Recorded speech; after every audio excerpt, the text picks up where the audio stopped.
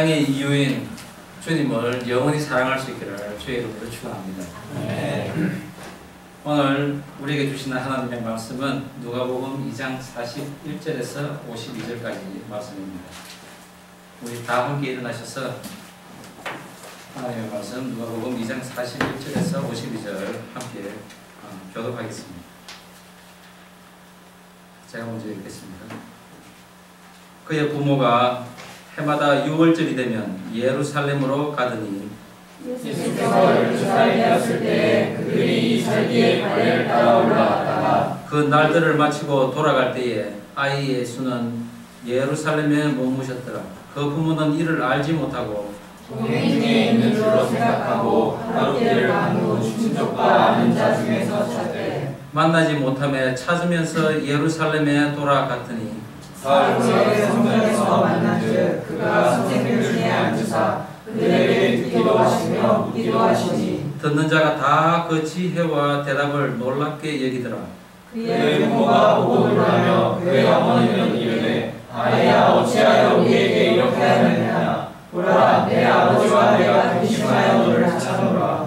예수께서 이르시되 어찌하여 나를 찾으셨나이까? 내가 내 아버지 집에 있어야 될 줄을 알지 못하셨나이까 하시니 그 부모가 그가 하신 말씀을 깨닫지 못하더라. 예수께서 함께 내려가사 나사렛에 이르러 순종하여 받으시더라. 그 어머니는 이 모든 말을 마음에 두니라. 예수는 지혜와 기가 자라가며 하나님과 사람에게 더욱 사랑스러워 하시더라. 아멘. 자리 앉으시겠습니다. 말씀을 위해 잠깐 기도하겠습니다. 하나님 아버지 감사합니다. 오늘 저희들 이 말씀 앞으로 이끌어 주시니 저희들이 이 말씀을 더욱더 잘 깨우쳐 알게 하여 주시옵소서. 말씀 듣는 가운데 성령의 감동이 있게 하시고 그 감동이 감사와 기쁨이 되게 하옵소서. 우리에게 합당한 부모의 삶은 상은 무엇인지 또한 우리를 키워주신 부모에 대해 다시 생각하는 시간 되게 하여 주시옵소서. 감사드리며 예수님 이름으로 기도드립니다. 아멘. 우리가 어떻게 태어났을까 생각해보셨습니까? 생명의 탄생은 영원히 풀리지 않는 미스터리입니다. 남성에게서 나온 한 약 5개의 정자가 험난한 여행을 마치고 마지막 하나가 난자와 결합하여 아기가 탄생합니다. 정자는 사망의 골짜기라고 불리도 될 만큼 산성이 강한 곳에 떨어져서 그곳에서 약 20%만 생존하며 다음에 코스로 이동하게 됩니다. 자궁 경부를 통해서 아기 집인 그 자궁으로 들어가야 하는데 거기에는 점액막이라는 장애물이 있어서 들어갈 수가 없습니다. 그런데 그곳에는 한 달에 한 며칠 정도는 사다리 같은 것이 나타나서 그때 그 사다리를 통해서 건너간다는 것입니다. 그때에 맞추어 통과한 정자만이 자궁 안으로 들어가게 되고 다음 단계인 2.4cm 정도의 나팔관으로 이동을 합니다. 난자의 크기가 바늘 끝 정도라고 합니다. 그런데 이 크기에 약 85,000분의 1인 그 정자가 만 번의 꼬리를 흔들어야 겨우 1cm 정도 진행을 한다는 것이죠. 이제 여기서 몇 천 마리만 살아남게 됩니다. 네 번째 관문인 난관 점막에 있는 수많은 그 성모의 방해를 뚫는 총력전을 벌여야 하고 이 과정을 겪는 동안에 정자는 이제 수정 능력을 갖추게 됩니다. 그리하여 또 다른 장애물인 그 단백질을 뚫게 되고 몇 마리만 난자를 이제 만나게 됩니다.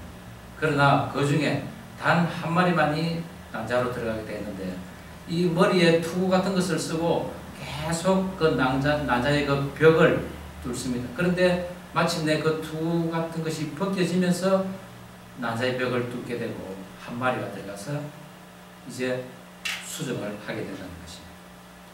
임무를 마친 그 정자의 꼬리가 떨어져 나가고 마침내 그 난포에 착상을 하여서 그때부터 빠르게 세포의 그 번식과 분열을 거듭하여서 생명체가 되는 진행을 하는데 이것은 그 생명이 끝나는 시간까지 계속된다는 것이죠. 제가 아이를 3명 낳았지만은 사실 이렇게 생명의 이 탄생에 대해서 그렇게 큰 관심을 가져본 것은 이번이 처음입니다. 사실 저희 세대의 남성들은 이 아기 낳는 것에 대해서 자세히 아는 것도 부끄러운 일이라고 했습니다. 뭘 그런 것까지 알려고 하냐고. 그래서 저는 아이 낳는 것에 대해서 그렇게 큰 비중을 갖지 않았습니다. 그냥 결혼하면은 당연히 아기는 뭐 생기는 거지 이렇게 생각을 했습니다. 그런데 우리의 몸속에서 이렇게 험난하고 또 복잡한 과정을 거쳐서 아기가 태어난다고 생각하니 정말 이 한 생명이 얼마나 고귀하고 또 그리고 그 모습이 놀라운지 다시 한번 그 생명에 대해서 생각하게 되었습니다. 특히 아기가 태어나는 데는 무엇보다도 우리의 수고와 노력 때문에 가능했다고 생각했지만은 그것은 틀린 생각이었습니다. 그 모든 것은 하나님의 그 시스템 안에서 만들어진 신묘막측하고 인간으로서는 이해할 수도 없고 더더욱이나 만들어낼 수는 없는 그런 신비의 안보가 있었다는 사실입니다. 우주의 모든 만물들의 오묘한 것들 가운데 가장 완벽한 미스터리가 사람입니다. 오늘날과 같이 최첨단의 과학이 발달한 순간에도 이 난자와 정자가 만나 분열을 하고 마치 점과 같은 것에서 우리의 그 장기와 기관, 뼈와 살이 만들어진다는 것 과학자들이 아직 밝혀내지 못했습니다. 많은 사람들은 과학이 하나님을 만났는데 방해물이 된다고 이야기를 하지만은 전혀 그렇게 생각지 않습니다. 오히려 이러한 생명의 과학이 더욱더 하나님의 존재를 알게 해주는 것이 아닐까요? 저는 모든 생명이 신비의 그 미스터리 속에서 출생하고 그리고 예수님께서 특별히 동정녀 출생이라는 인간의 머리로는 더더욱 이해가 안 되는 모습으로 태어난 것에 대해서 다시 한번 생각해 보았습니다. 어차피 모든 생명의 출생이 미스터리인데도 왜 예수님의 출생만 결코 있을 수 없는 일이라고 사람들은 말을 하는 것인지 아이러니할 따름 가정의 달을 맞이하여 오늘은 이러한 미스터리 가운데 우리를 낳으신 그 부모님에 대해서 우리는 오늘 살펴보고자 합니다.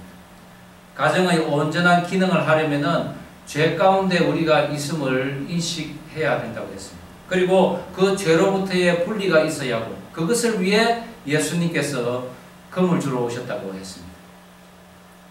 형벌과 같은 그런 분쟁에 대해 주님 주시는 금으로 우리 죄가 제거해지면은 세상에서 가장 작은 교회, 이 땅에서의 가장 작은 천국의 모습이 가정에 이루어지는 것입니다.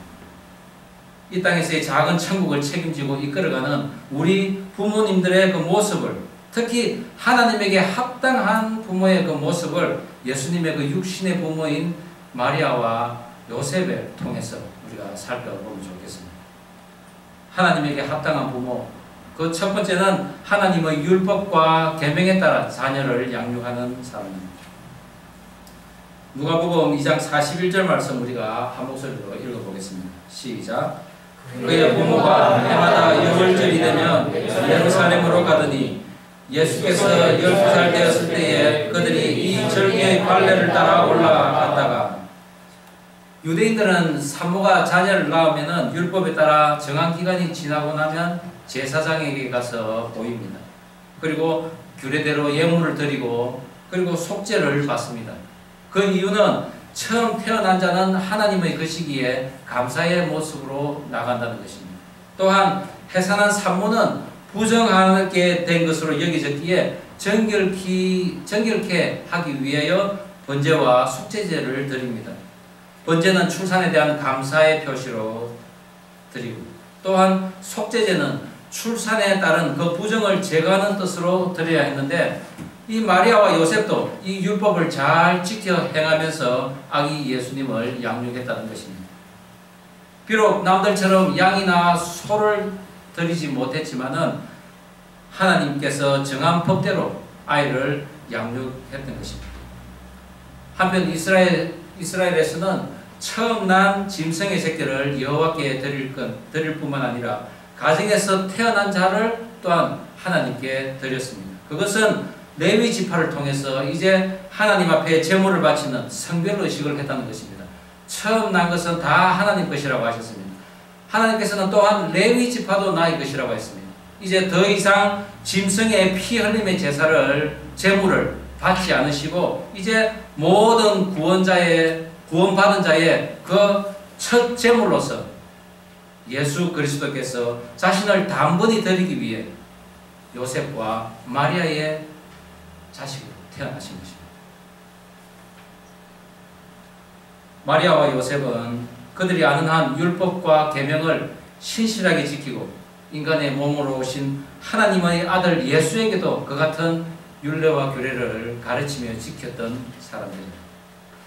누가복음 2장 22절에도 아기 예수를 낳고 바로 예루살렘으로 올라가 정결례를 드렸다고 했습니다.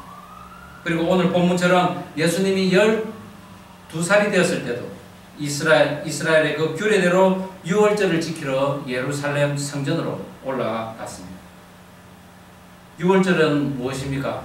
하나님의 진노로 온 애굽의 짐승의 첫 새끼와 그리고 백성의 장자들을 쳤던 사건이었습니다. 이런 저주 가운데서도 이스라엘 백성들만은 어린 양의 피를 문에 바름으로써 그 죽음이 넘어간 사건이었습니다. 예수님이 지실 대속의 십자가의 사건의 그 예표였던 것입니다. 그 유월절의 중심에 계신 예수님께서 이제 예루살렘으로 올라가신 것입니다.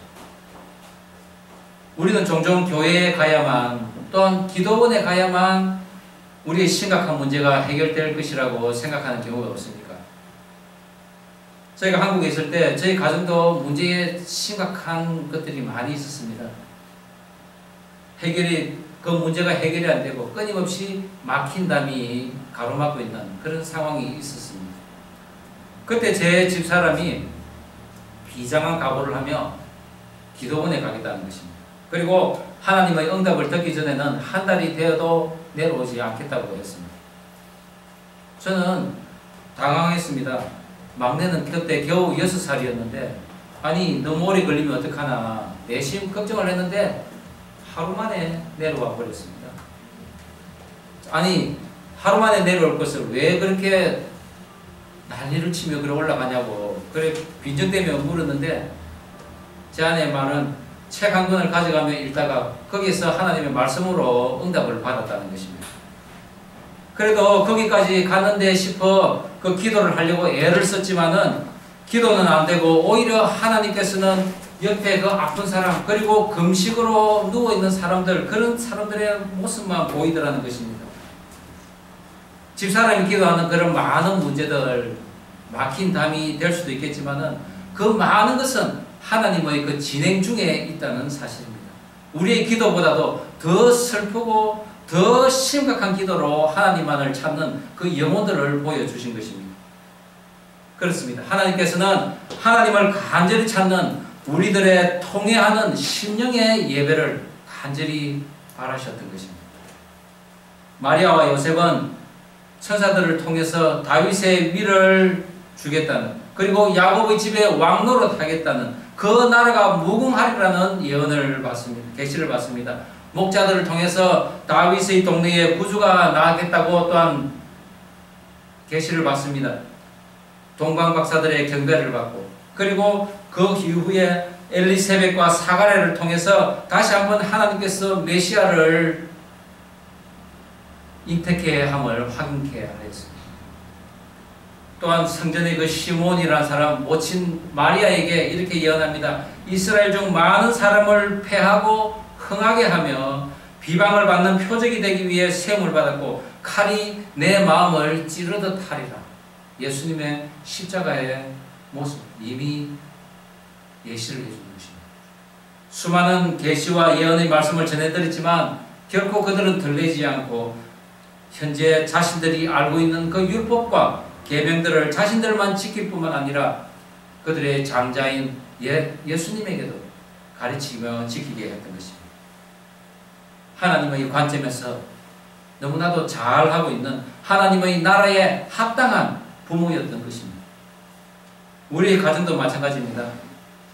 우리 부모가 또는 우리가 부모가 되어서 하나님의 그 율법과 계명을 자녀들에게 잘 지키게 하고 양육한다면 결단코 망하지 않을 것입니다. 왜 그렇습니까? 그것은 곧 하나님의 말씀과 법을 잘 지키는 하나님에게 합당한 부모이기 때문입니다.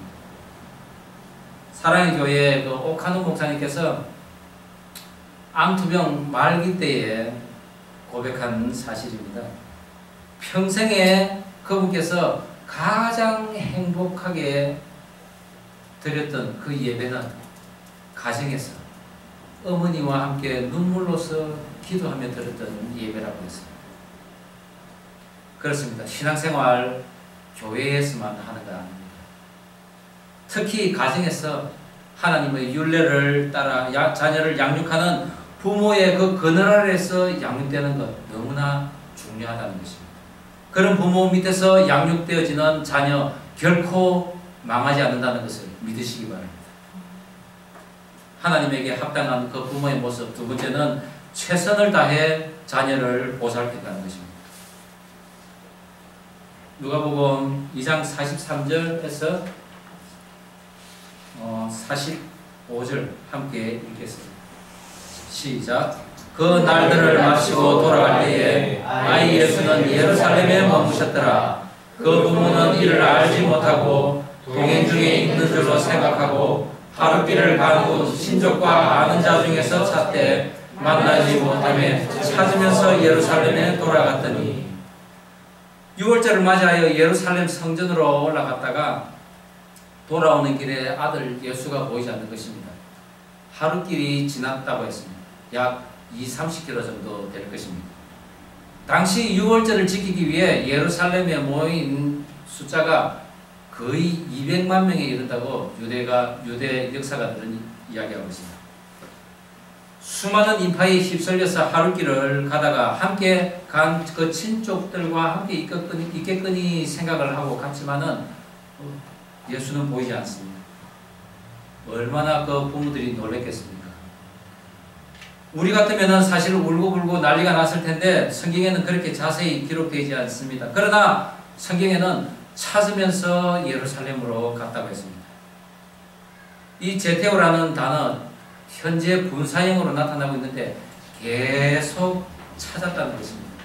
한번 보고 그냥 예루살렘으로 간 것이 아니라 예루살렘에서 나오는 그 수많은 무리들을 헤치면서 사람 있는 곳마다 다니며 예수를 찾았다는 것입니다. 그렇습니다. 아이를 잃어버린 것입니다. 당시에도 그 아이들을 잡아다가 노예로 파는 그런 경우가 너무나 많이 있었습니다. 당연히 마리아와 요셉은 그렇게 소중하게 얻은 이 아들을 잃을까봐 노심초사 두려움에 떨며 예루살렘으로 갔던 것입니다. 그런데 지금은 때가 아닙니다. 아직까지는 부모의 품에서 사랑받고 양육되어져야 할 예수님이셨습니다. 이 찾다라는 제테오라는 단어는 하나님을 경배하다라는 의미도 있습니다. 곧 하나님을 구한다는 의미입니다. 어떻게 얻은 아들인데 하나님께서 약속하신 아들인데 이렇게 잃어버리면 안 되지 않습니까? 하며 마리아는 절규하며 아마 하나님께 매달리며 구했다는 것입니다. 우리들의 부모님들이 우리를 이렇게 키웠습니다. 물론 하나님을 섬기고 하나님의 뜻 안에서 자식을 키운다고 하지만은 그렇게 헌신적으로 또 키우지 못할 때가 또한 있습니다. 그러나 그것은 하나님에게 불순종해서 하는 그런 행위가 아니라 단지 하나님의 뜻을 정확하게 모르는 데서 나올 수도 있다는 것입니다. 하나님께서 아기 예수님을 마리아에게 맡겼지만은 그 마리아가 완전해서 부족함이 없는 전혀 흠이 없는 그런 부모의 역할을 할 수 있기에 맡긴 것은 아니라는 것입니다. 전적인 하나님의 뜻이었습니다. 그 안에서 단지 최선을 다하는 그런 모습을 보기를 원하는 것입니다. 우리가 부모님들에게 불평을 하지 말아야 되는 이유가 여기에 있습니다. 우리 부모님들 우리들에게 언제나 최선을 다하고 계십니다. 물론 가정에서 부모님이 이해가 안 될 때도 있습니다. 언젠가 제 딸이 교회에서 집으로 돌아와 하는 이야기가 목사님이 그러시는데 너희 집에 가면은 너희 어머니가 교회에서 목사님에게 하는 행위와 모습과 너희들에게 대하는 태도가 너무나 다르지 하면서 그 성대묘사를 하면서 막 이래 리얼하게 이야기를 합니다. 정말 엄마는 나에게는 이렇게 하면서 교회 가면은 어떻게 그렇게 할 수 있냐면 그렇게 놀렸던 적이 있습니다. 그렇습니다. 우리 부모들 다 완전하고 믿음에 온전하다고 해서 우리를 맡긴 것은 아니라는 것입니다. 하나님께서 함께 양육해 주실 것을 아시기에 걱정 없이 우리 부모들에게 우리들을 맡기신 것입니다. 각 가정에서 부모의 부당한 것들 볼 때가 있습니다. 여러분에게 만족한 공급을 또한 못해줄 때가 있습니다. 나의 마음과 너무 다를 때가 또한 있습니다. 그러면 어떻게 합니까? 원망해야 합니까? 아닙니다. 신속하게 하나님을 부르고 하나님의 도움을 구해야 한다는 것입니다. 우리가 하나님을 구할 때 그분께서는 신속하게 우리들의 그 가정에 개입하셔서 그 역기능적인 모습들을 다 고쳐주실 것입니다. 우리의 부모님들은 나의 말 한마디에 고된 시름을 날릴 수 있는, 아니 꽃보다도 더 아름다운 그런 여러분의 위로가 필요한 것입니다. 이제는 예전 같지 않은 우리 부모님들을 돌아보는 시간이 되었으면 좋겠습니다. 어려운 환경에서도 최선을 다하고 있는 우리 부모님을 위해서 우리들은 중보의 기도를 해야 할 것입니다. 우리 부모님들을 자격이 있어서 부모로 세운 것이 아니라 하나님께서 우리들을 사랑하셔서 저와 여러분의 그 역기능적인 모습들을 고치기 위해서 연약하고 부족한 부모, 그러나 최선을 다하는 부모에게 맡기셨음을 믿으시기 바랍니다. 하나님에게 합당한 부모, 세 번째는 하나님의 말씀을 헤아려야 합니다. 누가복음 2장 46절에서 50절까지 한 목소리를 읽어보겠습니다. 시작. 사흘 후에 성전에서 만난 적 그가 선생들 중에 앉으사 그들에게 듣기도 하시며 묻기도 하시니 듣는 자가 다 그 지혜와 대답을 놀랍게 여기더라. 그의 부모가 보고 놀라며 그의 어머니는 이르되 아이야 어찌하여 우리에게 이렇게 하였느냐. 보라 내 아버지와 내가 근심하여 너를 찾았노라. 예수께서 이르시되 어찌하여 나를 찾으셨나이까. 내가 내 아버지 집에 있어야 될 줄을 알지 못하셨나이까 하시니 그 부모가 그가 하신 말씀을 깨닫지 못하더라. 마침내 예루살렘으로 돌아가 보니 그 아들 예수가 성전에서 선생들 틈에 끼어서 앉아서 듣기도 하고 이야기도 하고 있다는 것입니다. 성경에는 듣는 사람들이 다 기이 여겼다고 했습니다. 이 기이 여기다는 것은 계속적이고 반복적인 놀라움을 나타냅니다. 거의 기절할 정도의 그 모습을 나타낸다는 것입니다. 소년의 입에서 이 영특한 이야기가 나왔다는 것, 그 사실 때문이기도 하지만 무엇보다도 그 입에서 나온 그 지혜의 말씀은 하나님으로부터 말미암은 하나님의 그 지혜의 말씀이었기 때문입니다. 그러나 이 믿음의 어머니는 그런 귀한 광경을 목도하고도 와, 드디어 하나님께서 말씀하신 그 그리스도가 이제 시작되는구나. 이제 그분의 사역이 시작되는구나. 할렐루야 하며 즐거워하지 않았습니다. 오히려 아이야 어찌하여 우리에게 이렇게 하였느냐. 내 아버지와 내가 이렇게 근심하면서 너를 찾아노라. 이렇게 말을 하고 있습니다. 우리들 같으면 버럭 소리를 지르지 않았겠습니까? 아마 아이들을 막 닥달거리며 때리는 부모들도 있었을 것입니다. 왜 이렇게 속을 썩이냐고. 그러나 믿음 있는 마리아는 우리보다는 좀 낫다는 생각을 합니다. 근심하여 찾아노라. 그러나 예수님께서는 전혀 뜻밖의 말씀을 하십니다. 어찌하여 나를 찾으셨나이까. 내가 내 아버지 집에 있어야 될 줄 모르셨나이까. 이렇게 말씀을 하십니다. 예수님께서는 육적 부모에게 이제 하늘의 뜻과 자신이 이 땅에 오신 이유를 첫 번째로 말씀을 하고 계신 것입니다. 예수님께서 그렇게 모친에게 말씀을 하셨지만은 그 양치는 그 말씀의 의미를 전혀 이해를 못했다고 합니다. 믿음이 신실하고 율법과 계명을 잘 지키는 요셉과 마리아였지만은 아들 예수의 말을 이해하지 못했습니다. 그러자 예수님께서는 무리에게 명각을 주지는 않았습니다. 하나님의 뜻을 알릴 뿐입니다. 그리고 나사렛에 돌아가 예전과 같이 부모를 수종을 듭니다. 그 후 18년 동안이나 그의 부모와 함께 지내면서 요셉의 그 가업인 목수 일을 하면서 그 어머니를 봉양했습니다. 마가복음 6장 3절에는 아버지 요셉에 대한 언급이 없는 것으로 봐서 그 부친이 사망한 것으로 또 신학자들은 추측을 하고 있습니다.